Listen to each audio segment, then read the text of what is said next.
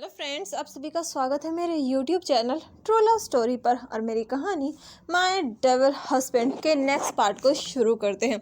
जैसा कि हमने इसके पिछले पार्ट में देखा था, हॉलन को वैन चाओ उठाकर ले गया था क्योंकि वो हॉलन से मैरिज करना चाहता था। लव एट फर्स्ट साइड हो गया था उसे हॉलन से। वही हॉलन जिसने ये सोच लिया था कि अगर उसकी शादी वैन चाओ से हो गई तो वो अपनी लाइफ, अपनी प्योरिटी उसे देने से अच्छा अपनी जान देना पसंद करेगी। और वो सोच लेती है कि मैरिज के बाद वो खुद को मार देगी। वहीं शीलियन को सेफली बचा लिया जाता है। शीलियन ने सब कुछ बताता है। ये सुनकर वॉचिंग काफ़ी गुस्सा हो जाता है, लेकिन विंग उसे समझाता है और वो इस मैटर को यांग यांग को सौंपने का कहता है। वो एक वॉइस मैसेज सीधा यांग यांग के पास भेज देता है।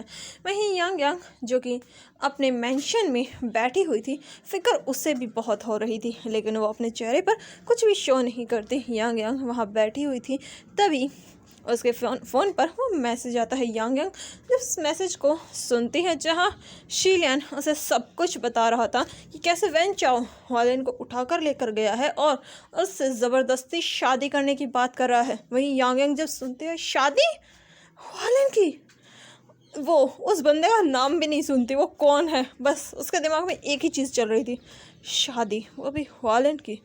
और ये सोचते ही यांग यांग अपने बालों में अपने हाथ को रफली फहराने लगती है। वहीं वांग जी जो कि अपनी बहन के पास आ रहा था, वो किचन से आ रहा था क्योंकि विंग जो कि वांग जी था उसे पानी पीना था। वो किचन में गया हुआ था क्योंकि टेबल पर जो पानी था उसमें पानी ख़त्म हो चुका था, पानी का जग था। वो जब अपनी बहन को ऐसे देखता है, वांग जी पूछता है क्या होती, जो सुनकर यांग यांग वांग जी की तरफ देखती है। वांग जी अपनी बहन की आंखें देखकर घबरा जाता है क्योंकि यांग यांग सच में बहुत गुस्से में आ चुकी थी। वो वांग जी से कहती है विंग को फ़ोन करो, और इस बार उसने बहुत शांति से कहा था।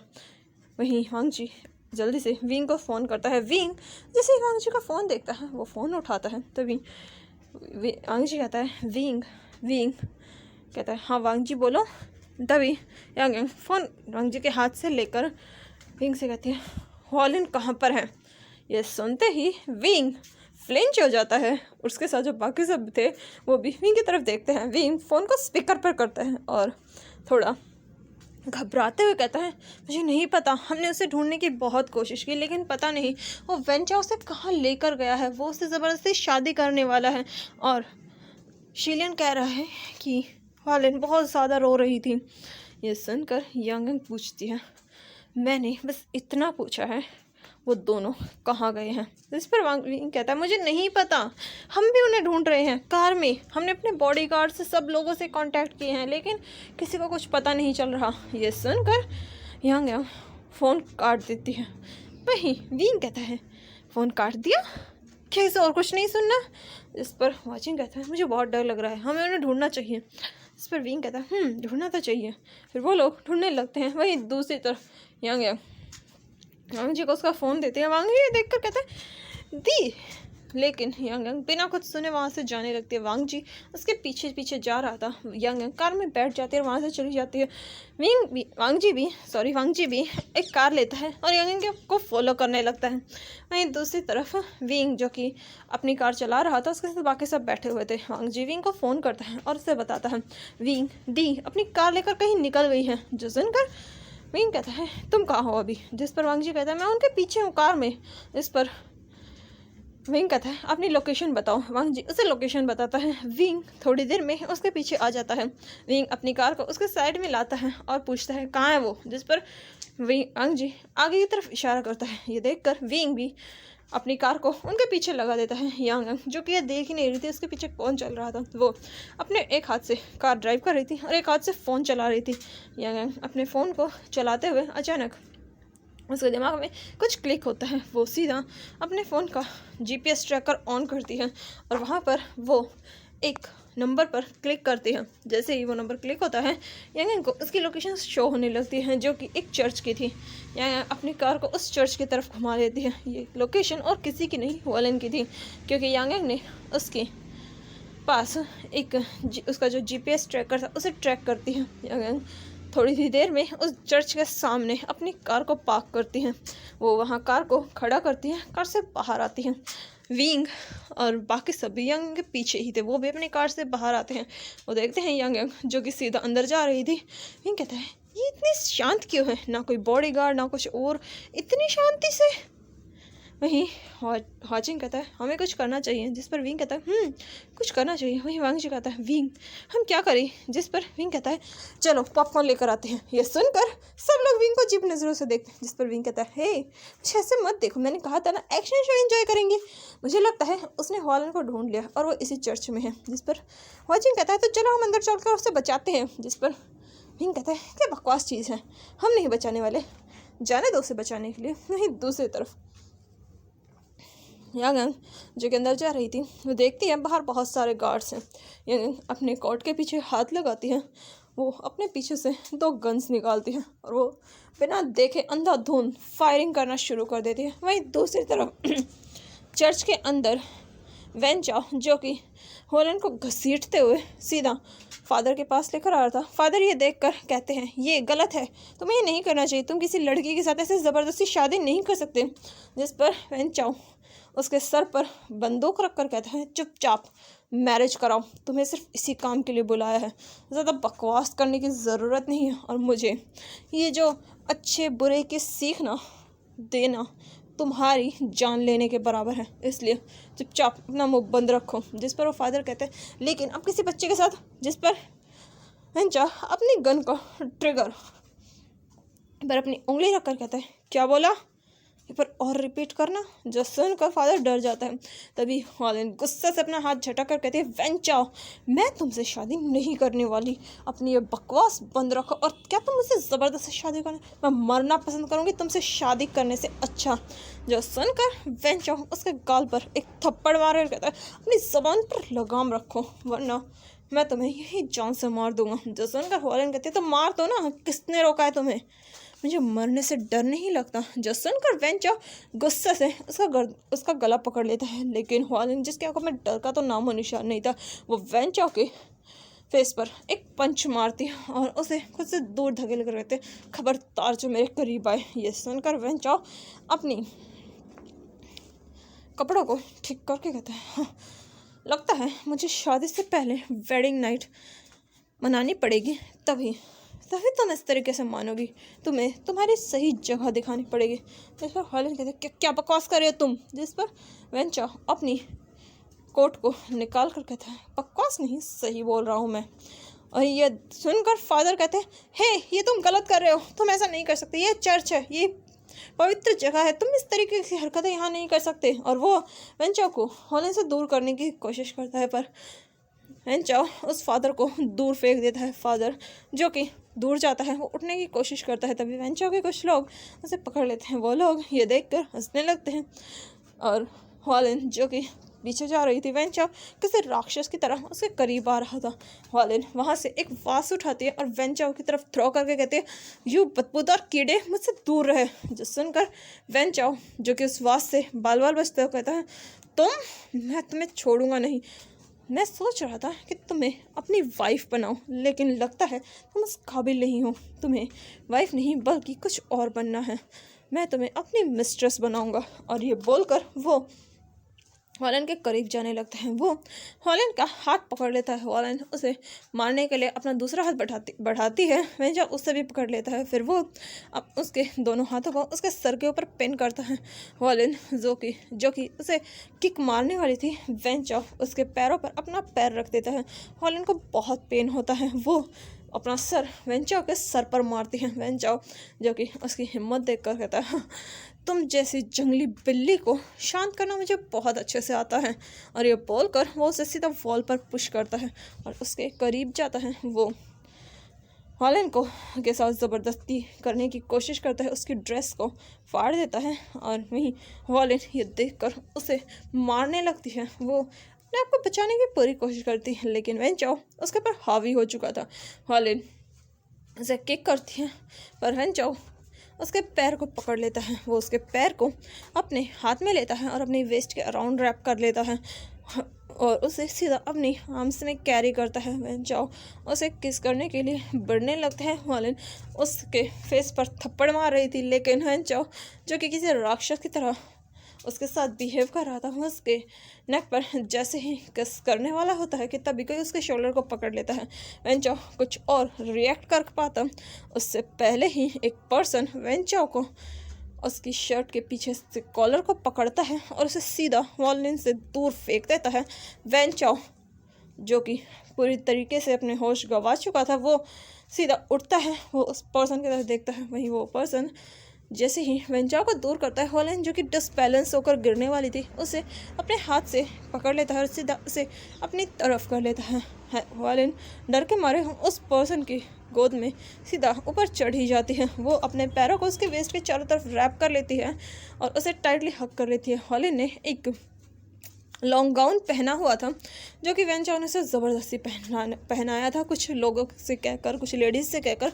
हॉलिन को ये बिल्कुल पसंद नहीं था, लेकिन उसे ज़बरदस्ती ये पहना दिया गया था और वैन चाओ फिर उसे घसीटते हुए यहाँ ले आया था। वही हॉलिन जैसे ही उस खुशबू को, जो कि उसे बहुत अच्छे से याद थी, उस इंसान की फ्रेगरेंस को इनहेल करती है, अपनी नज़रें उठाकर उस तरफ देखती है जहाँ उसके सामने वही पर्सन था जिसे देखने का उसने कभी सपना भी नहीं सोचा था। उसने नहीं सोचा था ये पर्सन जिसे वो इतना प्यार करती है कभी उसे देख भी पाएगी। और इस वक्त वो उसे देखकर काफ़ी खुश थी। वॉलिन जो जल्दी से रोती नहीं है, वो यांग को इस तरीके से अपने सामने देखती है। हाँ, ये यांग ही थी। वो उसे देखकर उसे टाइटली हक कर लेती है। उसके हाथ यांग की नेक के चारों तरफ रैप थे। उसे टाइटली हक करके वो सुबक सुबक कर रोने लगती है। वहीं यांग जिसने हॉलिन को टाइटली होल्ड कर रखा था, वो जब उसके रोने की आवाज़ सुनता है, यांग का गुस्सा जो कि पहले सिर्फ लेवल 10 पर था, वो सीधा 20 पर चला जाता है। यांग गुस्से से बौखला जाती है। वो गुस्से से वैन चाओ की तरफ देख रही थी। यांग अपने दांत पीसते हुए कहती, तेरी हिम्मत कैसे हुई इसे हाथ लगाने की? लगता है जिंदगी से बहुत ज़्यादा मन भर चुका है। लगता है तुझे सुकून भरी ज़िंदगी पसंद नहीं आ रही। नर्क में जाने का बहुत शौक़ है ना तुझे? चल तुझे दिखाती हूँ असली नर्क किसे कहते हैं। और ये बोलते हुए यांग वैन चाओ की तरफ बढ़ने लगती है। उसने हॉलिन को सेफली सिक्योरली पकड़ा हुआ था। हॉलिन ने उसे टाइटली हक कर रखा था, जैसे कि वो यांग के अंदर बिल्कुल समाना चाहती हो। यांग उसे और भी टाइटली अपने करीब कर लेती है। वहीं पीछे उसके सारे दोस्त साथ में, प्लस में वांग जी, वो लोग वहाँ खड़े थे। विंग जो कि बड़ी मुश्किल से कहीं से ढूंढ ढांड कर पॉपकॉर्न और कोल्ड ड्रिंक लेकर आया था। अभी वो सब कोल्ड ड्रिंक पीते हुए, पॉपकॉर्न खाते हुए ये पूरा शो एंजॉय कर रहे थे। उन्होंने तो एक मक्खी भी नहीं मारी, बल्कि वो सब कुछ देख रहे थे। वाचिंग ये देख कर कहता है, वैसे मुझे लगा था इसकी स्किल्स थोड़ी कम अच्छी होगी, क्योंकि इसमें बहुत टाइम होगा ऐसे फाइट किए हुए, लेकिन इसकी स्किल्स और भी ज़्यादा शार्प हो चुकी हैं। जिस पर विंग कहता है, हाँ, इसे यूं ही थोड़ी ना डार्क वर्ल्ड की क्वीन कहा जाता है, कुछ तो खूबी होगी ना इसमें। और ये बोलकर वो एक सिप कोल्ड ड्रिंक के लेकर कहते हैं, सीरियसली कितना मज़ा आ रहा है रियल एक्शन मूवी देखने में। वांग जी पॉपकॉर्न खाते हुए कहते हैं, वैसे मैंने कभी नहीं सोचा था दी इतनी अच्छी फाइट करती होगी, और साथ में ये रोमांटिक मोमेंट, आए हाय, इसमें तो 4 चांद लगा दिए। और ये बोलकर वो लोग आराम से पॉपकॉर्न खा रहे थे। तभी एक पर्सन वांग जी के पैर को पकड़ने की कोशिश करते हैं। ये देखकर विंग उसके हाथ पर अपना पैर रखकर उसके हाथ को कुचलते हुए कहता है, हे, मेरे बॉयफ्रेंड को टच करने की कोशिश मत करना, वरना मैं तुझे बहुत बुरी तरीके से मारूंगा। और ये बोलकर विंग उसे किक करता है। वहीं वांग जी ये देखकर स्माइल करता है, विंग के गाल पर किस करके कहता है, यार द बेस्ट गगा। वहीं ये देखकर विंग के चिक्स हल्के से रेड होते हैं, लेकिन वो स्माइल करता है। वहीं ये देखकर वाचिंग कहता है, हे, मूवी पर ध्यान दो, अपना लवी डवी मोमेंट बाद में करना। ये सुनकर विंग मुँह बनाता है और कहता है, जल को उड़ा कहीं का। और ये बोलकर वो भी फिर सामने देखने लगता है, जहाँ वैन चाओ के सामने अभी यांग खड़ी थी। यांग उसके हाथ पर अपने पैर को रखती है और उसे कुचलते हुए कहती है, इसी हाथ से तू उसे टच करने वाला था ना, यही हाथ? हाँ। फिर वो उसके दूसरे हाथ पर सीधा गन से फायर कर कहती है, और इस हाथ से तूने उसे छुआ था ना, तेरी औकात कैसे हुई? हाँ, क्या सोच कर तूने इसे टच किया? हाँ, तेरी हिम्मत कैसे हुई? और ये बोलते हुए यांग वेन चाओ को किक करने लगते हैं, क्योंकि वो पंच तो कर नहीं सकती। उसके एक हाथ ने एक हाथ ने यांग को सपोर्ट किया हुआ था और दूसरे हाथ में गन थी, इसलिए अपने पैरों का इस्तेमाल कर रही थी। वही फादर ये सीन देखकर अपने मन में कहता है, अबे ये चर्च है तुम्हारा, कोई लड़ने का मैदान नहीं, चर्च है ये, यहाँ ये सब क्या चल रहा है? वो जीसस को देखकर कहता है, जीसस देखिए आपके इस पवित्र प्लेस पर ये लोग क्या कर रहे हैं? एक बंदा यहाँ अपनी वेडिंग नाइट स्पेंड करना चाहता था और दूसरा उसे मार रहा है। कोई रोको इन लोगों को, ये क्या कर रहे हैं ये दोनों के दोनों, रोको। फादर जो कि अपने मन में चिल्ला रहे थे, अरे तो समझ नहीं आ रहा था ये चर्च है, कैसे इन लोगों को रोके? फादर ये देखकर कांपती आवाज़ में कहते हैं, ये चर्च है, ये सब यहाँ ठीक नहीं है। वहीं ये सुनकर यांग फादर की तरफ देखते और फादर उसकी नज़रें देखकर डर से काँप उठते हैं और वो कहते हैं, कंटिन्यू, जो चल रहा है चलने दो, मैंने कुछ नहीं बोला, मैंने कुछ नहीं देखा, मैं तो हूँ गांधी जी के 3 बंदरों में काउंट होता हूँ। और ये बोलकर वो अपना मुंह बंद कर बैठ जाते हैं। वहीं यांग ये देखते हैं तभी वो एक इशारा करते हैं और यह देखकर लियो बिंग जल्दी से एक चेयर लाकर यांग के सामने रख देता है। यांग उस चेयर पर बैठती है और अपने पैर से वेंचाओ का फेस उठाती है। वेंचाओ जिसके फेस को यांग ने अपने पैर से कुचला था, उस पर जूतों के निशान थे। यांग उसके फेस को उठाती है। यांग जो कि चेयर पर बैठी हुई थी, उसकी गोद में वालिन बैठी हुई थी, वो तो अपनी नजरें भी नहीं उठा रही थी। आखिर वो कैसे इतने अच्छे माहौल को ख़राब कर सकती है?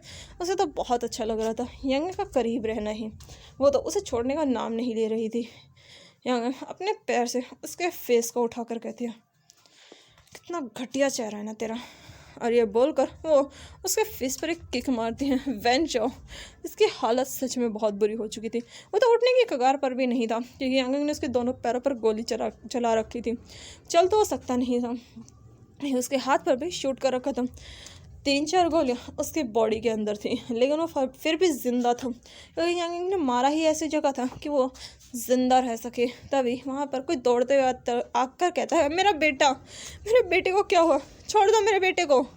ये सुनकर यांग अपनी नज़रें उस तरफ करती है जहाँ और कोई नहीं, वैन रोहान खड़ा था। वैन रोहान जब अपने बेटे की इतनी गंदी हालत देखता है और साथ में वो यांग को अपने बेटे के सामने देखता है, उसका बहुत बुरा हाल हो जाता है, वो अंदर तक काँप उठता है। वो अपने मन में कहता है, तो डार्क वर्ल्ड की क्वीन ये यहाँ क्या कर रही है? वही यांग उसे देखकर अपनी गर्दन हल्की सी टेढ़ी कर कहती है, ओह इंटरेस्टिंग, तुम्हारा बेटा यहाँ क्या कर रही है तुम्हें नहीं पता, चलो इधर आओ अभी बताती हूँ। और ये बोलते हुए यांग उसे अपनी गन से अपनी तरफ आने का इशारा करती हूँ। वेंचाओ का फादर है रोहन डरते डरते यांग के पास आता है और सीधा अपने घुटनों पर आकर कहता है, इसे माफ़ कर दीजिए। इस पर यांग कहती है, माफ़ कर दूँ? तुम्हें पता है इसने गलती क्या की है? जिस पर वो कहता है, इसने जो भी गलती की हूँ मैं आपसे माफ़ी मांगता हूँ। जो बोलकर वो यांग के सामने बिल्कुल झुक चुका था। यांग ये देखकर अचानक से हंसने लगती है। उसकी हंसी इतनी डरावनी हो चुकी थी कि वहाँ खड़ा वांग जी जो कि पॉपकॉर्न खा रहा था, उसके हाथ से पॉपकॉर्न ही गिर जाता है और वो इनके हाथ को पकड़ कर कहता है, इनमें कौन सी आत्मा आ चुकी है, ये इस तरीके से क्यों रिएक्ट कर रही है? जिस पर उसके सर को सहलाते कहता है, तुम ये पहली बार देख रहे हो, कोई बात नहीं, आदत हो जाएगी। ये तुम्हारी बहन का डार्क वर्ल्ड की क्वीन का रूप है।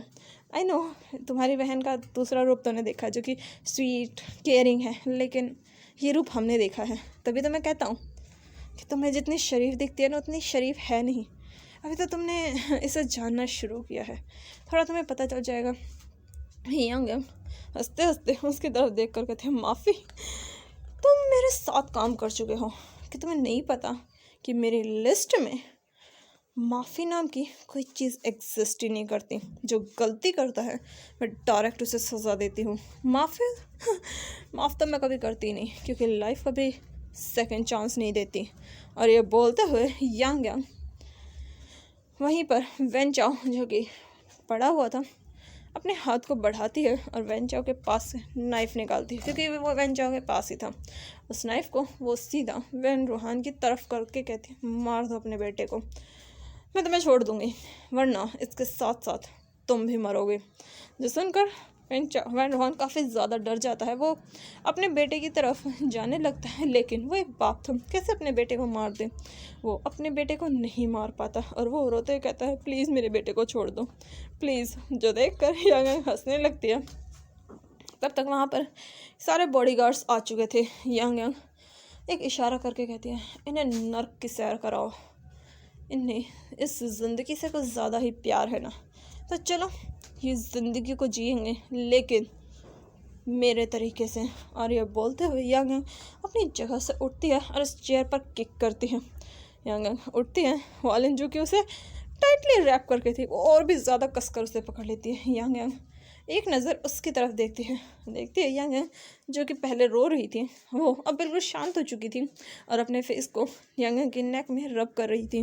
देखकर यंग उसके वेस्ट को बस रैप करती है और वहाँ से जाने लगती है। तभी वैन रूहान उसके पैरों को पकड़ कर कहता है, प्लीज़ प्लीज़ हमें माफ़ कर दीजिए। जिस पर यंग उसे देख कर कहती है, तेरी हिम्मत कैसे मुझे टच करने की। यह सुनते ही वैन रूहान जल्दी से उसके पैर को छोड़ देता है। यंग उसके हाथ को कुचलते हुए कहती है, अपने गंदे हाथों से मेरे कपड़ों को टच मत कर।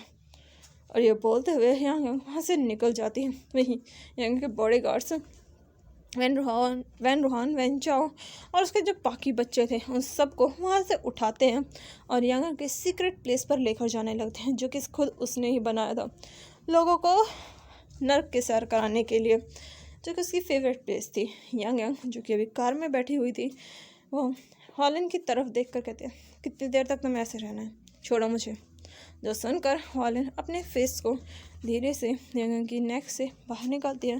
यंग के फेस की तरफ देखती है। यंग उसका मुरझाया हुआ चेहरा देखती है, उसकी आंसुओं को साफ करके कहती है, तुम कितनी बड़ी बेवकूफ़ हो। जो सुनकर यंग फिर से उसे हक कर लेती है। ये देखकर यंग कहती है, कब तक तुम्हारा ऐसा ही रिएक्ट करने का इरादा है। जो सुनकर हॉलिन उसे हक करके कहती है, पूरी लाइफ। जो सुनकर यंग कहती है, मैंने कहा था ना कि तुम मेरा वेट करना। जो सुनकर हॉलिन उसकी तरफ देखकर कहती है, पर मैं नहीं रुक पाई, तुम जानती हो गगा का फ़ोन आ गया था, मैं डर गई थी। जिस पर यंग कहते हैं कि तुम्हें मुझसे डर नहीं लग रहा। जिस पर हॉलिन उसकी तरफ देखते हैं, अपने सर को हाँ में हिलाती हैं। जो देखकर यंग कहते हैं, और फिर भी तुम मुझसे इस तरह से चिपक कर बैठी हो। फिर वो अपने फेस को थोड़ा उसके करीब लाकर कहती है, मैं उस वैन चाओ से भी ज़्यादा बुरी हूँ, सोच लो तुम किस तरीके से रिएक्ट कर रही हो, ये चीज़ मुझे परमिशन दे रही है। जो सुनकर यंग अपने सर को हल्का सा झुका कर कहती है, मैं कुछ नहीं कर सकती। जिस पर यंग कहते हैं, तुम साफ साफ बोलो, तुम वहाँ से क्यों भागी थी। जिस पर वालिन कहते हैं, मैं डर गई थी। जो सुनकर यंग कहते हैं, किस चीज़ का डर था तुम्हें। वहीं तब तक वहाँ पर उसके दोस्त भी आ जाते हैं। वो जैसे ही उनकी कन्वर्सेशन सुनते हैं वहीं रुक जाते हैं, वो भी तो सुनना चाहते थे। वहीं यंग पूछते हैं, किस चीज़ का डर था तुम्हें। जो सुनकर वालिन कहती है, जब मैंने सुना कि तुम डार्क वर्ल्ड की क्वीन हो तो मैं डर गई थी। जो सुनकर यंग कहते हैं, क्यों डर गई थी तुम। इस पर वालिन उसकी तरफ देखती है, अपनी आइज़ को स्वीट बनाती है और कहती है, मैं डर गई थी कहीं मैं तुम्हें किसी मुसीबत में न डाल दूं। वैसे भी मैंने सुना था कि डार्क वर्ल्ड की क्वीन हमेशा अकेली रहती है, अपनी आइडेंटिटी छुपा कर रखती है, क्योंकि उसके बहुत सारे दुश्मन हैं और मैं नहीं चाहती थी कि मेरी वजह से तुम हर्ट हो। जो सुनकर यंग कहते हैं, ओह तो तुम्हें मेरी फ़िक्र थी। जो सुनकर वॉलिन जल्दी से अपने सर को हाँ में हिलाती है। जो देखकर यंग कहते हैं, तो फिर तुमने मुझे ये बात क्यों नहीं बताई। जो सुनकर वॉलिन कहते हैं, मुझे लगा मैं यहाँ से चली जाऊँगी तो तुम ज़्यादा रिएक्ट नहीं करोगी। जो सुनकर यंग कहते हैं, और तुम्हें क्या लगा तुम चली जाओ अगर मैं तुम्हें ढूंढ नहीं सकती। जो सुनकर वॉलिन उसकी तरफ देखते हैं। जिस पर यंग कहते हैं, तुम मुझसे नहीं भाग सकती, अगर तुम इस दुनिया के किसी भी कोने में चली जाओ मैं तुम्हें ढूंढ सकती हूँ। जिस पर यंग धीरे से कहते हैं, अगर मैं इस दुनिया में ही ना रहूँ तो। जो सुनकर यंग उसकी चिन को पकड़कर ऊपर उठाकर कहते हैं, क्या बोला तुमने। इस पर हॉलिन अपने सर को झुका लेती है। इस पर यांग कहती है रिपीट योर वर्ड्स। जो सुनकर हॉलिन धीरे से कहती है अगर मैं इस दुनिया में ही ना रहूँ तो। जो सुनकर यांग उसे गुस्से से घूरती है। जो देखकर हॉलिन कहती है मैं मानती हूँ मैं तुमसे बहुत प्यार करती हूँ, बहुत ज़्यादा, लेकिन तुम मुझसे प्यार नहीं करती, इसलिए मैंने सोचा कि मैं। जिस पर ये कहते हैं और तुमने सोचा कि तुम अपनी ज़िंदगी ख़त्म कर दोगे। और ये बोलकर वो अपने हाथ में एक बॉटल निकालती है। जिस पर हॉलिन चौंक कर कहते हैं तुम्हें ये कहाँ मिली। जिस पर यंग कहते हैं तुम्हारी वेस्ट में। जो सुनकर यंग अपने कपड़ों को चेक करते हैं तो सच में उसके पास जो एक बॉटल थी जिसमें और कुछ नहीं पॉइजन था, वो यंग के हाथ में थे। और कहते हैं तो तुम्हारा ये इरादा था उस वेन चाओ से शादी करके तुम अपनी जान ले लेती। जो सुनकर हॉलिन अपने सर को हाँ में हिलाती है। जिस पर यंग कहती है और तुमने सोचा इसके बाद क्या होता। जिस पर हॉलिन उसकी तरफ देखती है, उसे समझ में नहीं आता उसके मरने के बाद क्या होता। इस पर यंग उसके फेस के करीब जाकर कहती है तुम्हें पता है उसके बाद क्या होता। चलो मैं बताती हूँ उसके बाद क्या होता। तुम अपनी जान ले लेती, फिर मुझे इस बारे में पता चलता। वॉचिंग वेन चाओ को सज़ा देता, थोड़ा रोता, शीलन भी बहुत दुखी होता, सब लोग तुम्हारे लिए दुखी होते और फिर तबाही मचती। जो सुनकर हॉलिन कहती है मतलब। इस पर यंग कहती है मैं ऑलरेडी अपने पेरेंट्स को खो चुकी हूँ, तो तुम क्या चाहती हो, क्या मैं फिर से किसी को खोऊं। और हाँ जी ये तबाही की बात है ना, अगर तुम्हें कुछ होता फिर मुझे बहुत ज़्यादा दुख होता है और जो मेरा दर्द है वो गुस्से में निकलता और मुझे इतना गुस्सा आता कि मैं सब कुछ तबाह कर देती। सब कुछ में सब कुछ आता है और तुम्हें तो पता है ना जब सारे माफिया मेरे अंडर आते हैं तो मैं कितनी तबाही मचा सकती हूँ। और ये सुनते ही हॉलिन चौंक कर कहते हैं तो तुम ये सब क्यों कह रही हो। जिस पर यांग कहते हैं इसलिए कि तुम एक बेवकूफ़ हो, तुमने अपनी जान लेने की कोशिश की अभी बिना मेरी परमिशन के। तुम्हें पता है ना तुम्हारी जान अब सिर्फ तुम्हारी नहीं है। जो सुनते ही हॉलिन उसकी तरफ जो कि अभी भी टुकुर टुकुर देख रही थी यांग कहती है तुम्हारी जान अब सिर्फ तुम्हारी नहीं रही, इसे मैंने बचाया है तो अब ये मेरी हुई। और ये बोलते हुए वो हॉलिन को उसकी चिन से अपने और करीब कहकर कहती है और दोबारा इसे हर्ट करने के बारे में सोचना भी मत, वरना इसकी सज़ा तुम्हें ज़रूर मिलेगी। और ये बोलते ही यंग उसके लिप्स पर अपने लिप्स रख देती है।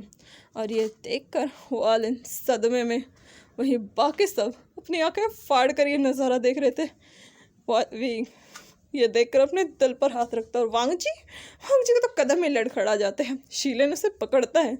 वहीं हॉलिन अपनी आंखें बड़ी बड़ी करके यंग की तरफ देख रही थी जो कि अपनी आंखें ओपन करके उसे किस कर रही थी। यंग उसे बिल्कुल लाइट किस करती है और फिर उससे उसके लिप्स को रिलीज़ करके कहती है तो बताओ क्या इरादा है तुम्हारा। जो सुनते ही हॉलिन जो कि स्पीचलेस थी वो यंग की तरफ देखते हैं।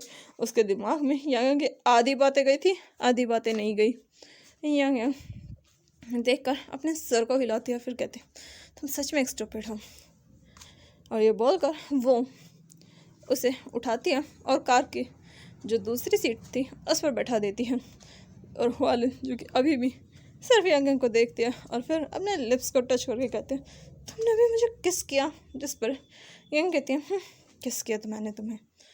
जिस पर हॉलिन कहते हैं क्यों किया तुमने मुझे किस। इस पर यंग इसकी तरफ देखती है, फिर वो अपने सर को शेक करती है और बिना देखे कहती है तुम लोग कब तक यहाँ खड़ा होकर ये नज़ारा देखने का इरादा है, चुपचाप जाकर कार में बैठो। जो सुनकर विंग कहता है हम बैठ जाएंगे लेकिन हमें बस एक सवाल का जवाब चाहिए। जो सुनकर यंग विंग की तरफ देखती है। इस पर विंग उसके पास आकर कहता है वैसे तुमने हॉलिन को किस क्यों किया, ज़रा बताओगी। और ये बोलते हुए विंग के चेहरे पर इतनी बड़ी स्माइल थी उसके फेस पर फिट भी नहीं हो रही थी। यही उसकी स्माइल देखकर यंग कहते हैं तुम्हें क्या लगता है मैंने उसे क्यों किस किया। इस पर विंग कहता है मुझे क्या लगता है ये मुझे नहीं जाना, पहले मुझे तुम अपनी बताओ। इस पर यांग कहते हैं घर पर जाकर बताऊँ, यहीं पूरा तुम्हें डिटेल्स में बताऊँ। ये सुनकर विंग कहता है घर पे, हाँ वहाँ पर आराम से बताना। और ये बोलकर वो भागते अपनी कार में बैठ जाता है। हंग जी विंग का ये रिएक्शन देखकर कहता है मैंने इसे पार्टी में देखा था, मुझे लगा था ये एक स्टोन हार्टेड पर्सन है, लेकिन यहाँ तो ये बंदरों की तरह उछल रहा है। और वहीं विंग और वांग जी कार में बैठ जाते हैं। वो लोग यांग यांग और हॉलन की कार का पीछा करते हैं। यांग जो कि कार ड्राइव कर रही थी, हॉलन उसे देख रही थी और पूछते हैं तुमने मुझे क्यों किया। इस पर यांग यांग कार ड्राइव करते हुए कहते हैं बिकॉज आई लव यू। और ये सुनते ही यांग यांग कहती क्या क्या कहा तुमने। इस पर यांग यांग फिर से धीमी और काम वॉइस में कहते हैं मैंने कहा आई लव यू। ये सुनते ही वॉलन कहती है तुम झूठ बोल रही हो। जिस पर यांग यांग उसकी तरफ देखकर कहते हैं मुझे पता ही था तुम्हें झूठ ही लगेगा।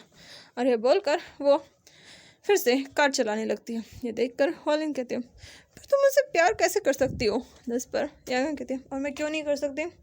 इस पर वॉलन कहती है क्योंकि मैं तुमसे प्यार करती हूँ। तुम हाँ मैं क्या सोच रही हूँ, मैं कितनी ज़्यादा कंफ्यूज हो रही हूँ। एक तो मेरी लाइफ में इतनी जल्दी जल्दी सब कुछ हो रहा है, मैं इतनी ज़्यादा कंफ्यूज हो चुकी हूँ। अरे बोलते हॉलन अपने बालों को रफल करती है। उसकी हरकतें देखकर यांग यांग जो अभी भी कार ड्राइव ही कर रही थी, उसके चेहरे पर हल्की सी स्माइल आती है जो कि हॉलन को बिल्कुल नहीं दिखती। यांग यांग कार अपने घर के सामने रोक कर कहते हैं चलो। इस पर वॉलन कार से बाहर आती है। उसे थोड़ी चोट लगी हुई थी, इसलिए वो थोड़ा लड़खड़ा कर चल रही थी। ये देखकर यांग यांग उसे अपनी आर्म्स में उठाती है और उसे अंदर लेकर जाती है, उसे सोफे पर बैठाती है। वहीं विंग अंग्री बाकी सब जो कि पहले ही आ चुके थे जल्दी से कार ड्राइव करके वांगशी मेडिसिन लेकर आता है, वॉलन के पैरों पर अप्लाई करता है। वहीं वॉलन जो कि वांग जी को देखकर स्माइल करती है। वहीं विंग और बाकी सब यांग यांग को घेर लेते हैं। यांग यांग उन्हें देखकर कहते हैं क्या बात है। जिस पर विंग कहता है बताओ बताओ। जिस पर यांग कहते हैं क्या बताऊं। जिस पर विंग कहता है तुमने हॉलन को किस क्यों किया।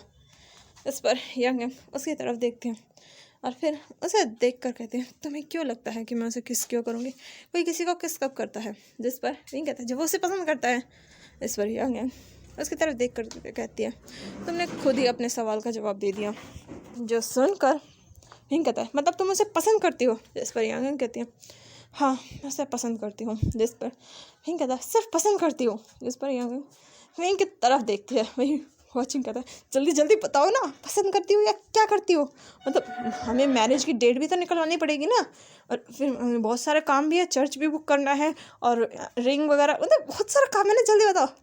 यांग यांग वॉचिंग की तरफ देखते हैं। वही शीलिन कहता है हाँ बताओ ना, वैसे भी मुझे ड्रेस का ऑर्डर देना है। वही वो अपने दोस्तों की तरफ देखती है जो कि उससे ज़्यादा एक्साइटेड थे। और ये देखकर वो गहरी सांस लेती है और कहते हैं मैं उसे पसंद करती हूँ। जिस पर वॉचिंग कहते हैं यही बात तो तुमने अभी बोली ना, उससे आगे बताओ, मतलब तुम्हारा शादी का कोई प्लान है ना, मतलब पसंद करना है, सिर्फ पसंद करने से थोड़े ना काम चलेगा। जिस पर यांग कहते हैं तुम लोग सच में मेरे ही दोस्त हो ना। जिस पर वॉचिंग कहता है तुम्हें कोई शक है, मैं तुम्हें अपनी पूरी एल्बम दिखा सकता हूँ हमारी दोस्ती की जो कि बहुत सालों से है। तो सुनकर यांग कहते हैं वापस आ जाओ। इस पर वॉचिंग कहते हैं हाँ हाँ ठीक है अब जल्दी बताओ, वैसे भी मुझे बहुत सारे काम हैं। जिस पर यांग उनकी तरफ देखते हैं और गहरी सांस लेकर कहते हैं मैंने कहा आई लव हिम, ठीक है। जिस पर वॉचिंग कहता है शादी करोगी। जिस पर यांग कहती है हाँ। जिस पर शीलन कहता है ठीक है मैं मैरिज की ड्रेस फिक्स करने जा रहा हूँ। वही शीलन कहता है, वही लिविंग कहता है मैं चर्च देख कर आता हूँ। वही बाकी सारे दोस्त सीधा वहाँ से भागते कहते हैं मुझे ये काम करना है, मुझे ये काम करना है। वहीं ये देख कर आगे कहते हैं और रुको, मैंने सिर्फ कहा कि मैं शादी करूँगी, लेकिन इसका ये मतलब नहीं कि अभी करूँगी। जो सुनकर वो सारे के सारे रुक कर यंग की तरफ देख कर कहते हैं तुम्हारा कोई भरोसा नहीं, क्या पता तुम्हारा मूड कब चेंज हो जाए। वहीं ये सुनकर उन्होंने कहती क्या शादी अभी। जिस पर शीलन उसे समझाते कहते हैं बिल्कुल तुमने जैसे पसंद किया है ना, उसके मूड का कोई भरोसा नहीं, कहीं पता चले शाम को वो कह दे मैं तुम्हें पसंद करती नहीं हूँ, मैं तुमसे शादी भी नहीं करूँगी, फिर बैठे रहना यहाँ पर। इस पर हॉलिन कहती है सच में, जिस पर होजिन हाँ में सर हिलाता है। वहीं शीलन भी कहता है बिल्कुल। वो दोनों उसे अच्छे से पट्टी पढ़ाते हैं। वहीं यांग यांग जो कि सब कुछ सुन रही थी, वो कहती है मुझे सुनाई दे रहा है। जो सुनकर होजिन कहता है इसीलिए तो बोल रही हैं। जो सुनकर यांग यांग कहती है कुछ नहीं हो सकता तुम लोगों का, और वो वहाँ से जाने लगती है। तभी लिu बिंग कहता है हे, जब तक ड्रेस ना आए इसे कहीं मत जाने देना। आज इसकी शादी होने के बाद ही हम इसे घर से बाहर जाने देंगे। जिस पर वैन कशिन कहता है मैंने तो सब जगह अपने बॉडीगार्ड्स लगा दिए हैं और कह दिया है इसे घर से बाहर मत जाने देना। वहीं ये सब देखकर यांग यांग अपने सर पर हाथ रखकर कहते हैं किन पागलों के साथ रहती हूँ मैं। जो सुनकर सारे लोग उसे देखकर स्माइल करके कहते हैं तुम्हारा कुछ नहीं हो सकता, आज तो तुम्हारी शादी होकर रहेगी। तभी विंग कहता है हे, सबसे पहले मैं रिलेशनशिप में आया था, इसका मतलब पहले मेरी शादी होगी। जिस पर हम जी कहता है हाँ बिल्कुल पहले मेरी शादी होगी। वहीं ये देखकर हम कहती है पहले इनकी कराओ। जो सुनकर शीलन कहता है ठीक है तो हम और ड्रेस पिक कर लेंगे, और ये बोलकर वो जल्दी से ड्रेसेस के ऑर्डर देने लगता है। वहीं यहाँ अपने रूम में जाती है, तैयार हो मतलब कपड़े चेंज करती है क्योंकि उसके कपड़े सच में गंदे हो गए थे। उन पर ब्लड के कुछ ज़्यादा ही निशान लगे हुए थे, और कुछ ब्लड्स के जो ब्लड था वो हालन की ड्रेस पर भी लग गया था। वो भी अपने कपड़े चेंज करके नीचे आती है, जहाँ वो देखती है कि सच में यहाँ मैरिज की तैयारी हो रही थी। उसे तो यकीन नहीं हो रहा था सच में उसकी शादी हो रही है इतनी जल्दी। और वो फिर यांग को देखती है जो कि सीढ़ियों से नीचे आ रही थी, फ़ोन पर बात कर रही थी, और उसके एक हाथ में कॉफ़ी का मग था। वो बड़े आराम से चलकर नीचे आती है, सोफे पर बैठती है और बात करने लगती है। हालिन उसे देखती है और अपने मन में कहती है सच में मेरी शादी इससे हो रही है। और ये सोचकर वो स्माइल करती है, उसके चेहरे पर इतनी बड़ी स्माइल आती है और वो सीधा यांग के पास जाकर उसके पास बैठ जाती है। एक नज़र उसे देखती है, फिर से अपने काम में लग जाती है। वहीं यह देखकर हालिन उसे देखकर कहती है क्या सच में मेरी शादी तुमसे हो रही है। इस पर यांग बस हाँ में सर हिलाती है। जिस पर हालिन कहती है क्या सच में, मतलब मुझे यकीन नहीं हो रहा, क्या मैं खुद को पिंच करूं। जिस पर यांग कॉफ़ी मग रखती है, वालन को पिंच करती है और कहती है हो गया यकीन। जिस पर वालन चिल्ला कर कहती है आउच। फिर वो खुशी से उछलते हुए कहते हैं सच में, मतलब सच में शादी हो रही है। और वो उछलकर खुशी से नाचने लगती है। वही ये देखकर विंग कहता है ये क्या हो रहा है। जिस पर वालन विंग का हाथ पकड़कर उसे घुमाते कहते हैं मेरी शादी हो रही है गगा, खुशी तो बनती है ना, मतलब नाच गाना तो होना चाहिए ना। वहीं वांग जी भी आते कहते हैं हाँ बिल्कुल मेरी भी शादी हो रही है। जिसमें विंग कहता है हाँ मेरी भी हो रही है, और वो तीनों नाचने लगते हैं। वही ये देखकर यांग कहती है हाँ कहाँ फंस रही हूँ मैं, ऐसा लगता है मेरा घर नहीं पागल खाना बन चुका है। उन तीनों इंसानों को देखती है जो कि बंदरों की तरह उछल रहे थे। फिर वो अपने फ़ोन को देखकर कहते हैं विंग इनके साथ पागल हो चुका है, और वो वहाँ से जाते कहते हैं मुझे यहाँ से निकलना होगा, इससे पहले इनके अंदर जो वायरस आया है वो मेरे अंदर भी आए। और वो वहाँ से निकल जाती है। तो चलिए मिलते हैं इसके नेक्स्ट पार्ट में, तब तक के लिए मेरे चैनल को लाइक कीजिए, शेयर कीजिए और सब्सक्राइब कीजिए। और हाँ, आप सबके सब इन लोगों की शादी में इनवाइटेड हैं, और हाँ प्लीज़ गिफ्ट देना तो बनता है, बिना गिफ्ट के तो एंट्री होगी ही नहीं, इसलिए अपना गिफ्ट और विशेस भी दीजिए।